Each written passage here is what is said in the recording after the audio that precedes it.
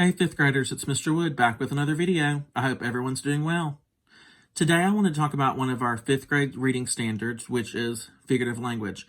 And we like to include figurative language in our writing in the classroom. So I hope each and every one of you during your distance learning activities are going to include some figurative language in your writing.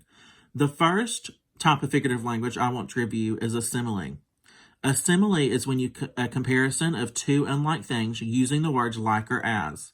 For example, my brothers are as loud as cymbals clanging together.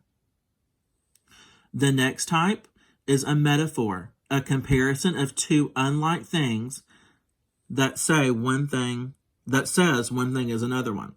The new baby was a bundle of joy. It's saying the baby is a bundle of joy. A hyperbole is the third example. An exaggeration is a hyperbole. It felt as if I had walked 1,000,000 miles to school. You're really not walking 1,000,000 miles, but it feels like it. The next example is personification. Personification is when you give human qualities to non-human things. The morning sun smiled down on me as I walked to the bus. Can a sun really smile, boys and girls? No. That's giving a human quality to something that's not human. The next example, alliteration. The repetition of the same initial consonant sound. He helped her hurt head heal. That's using the H letter in each of those words. The next example is an onomatopoeia. Words whose sound suggests their meaning. A snowball whooshed past my ear during the snowball fight. Whooshed would be the onomatopoeia, those sound words.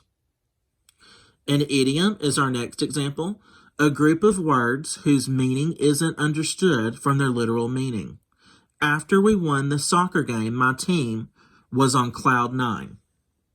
Cloud 9 is the reason that this one is an idiom. Cloud 9 means they were excited. They were glad that they had just won the game. Our last example is an allusion, a reference to a famous person, place, or event. We've talked about allusions, boys and girls, a lot in class. The gold medal winner was a Cinderella story. So the allusion in this example sentence is Cinderella story.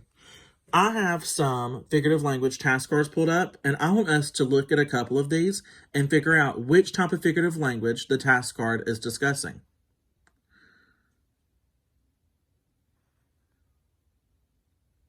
Okay, let's look at card number 14. She is as sweet as candy. Now, I see that clue word as. We know if we use the word like or as, that's an example of which type of figurative language, boys and girls? Good. It would be an example of a simile. Okay, let's look at card number 16. The bar of soap was a slippery eel. This is comparing two unlike things. It's saying the bar of soap was a slippery eel. So that's comparing two things, two unlike things. It's saying the bar of soap was a slippery eel. So this is an example of a metaphor. Let's look at one more.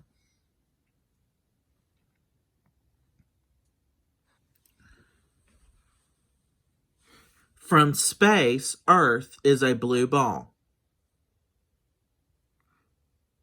Okay, boys and girls, what's that an example of? From space, Earth is a blue ball. Okay, good job, boys and girls. This is an example of a metaphor. It's saying Earth is a blue ball. So this is an example of a metaphor. I hope to catch you all in the next video. Hope everyone has a great afternoon. Bye.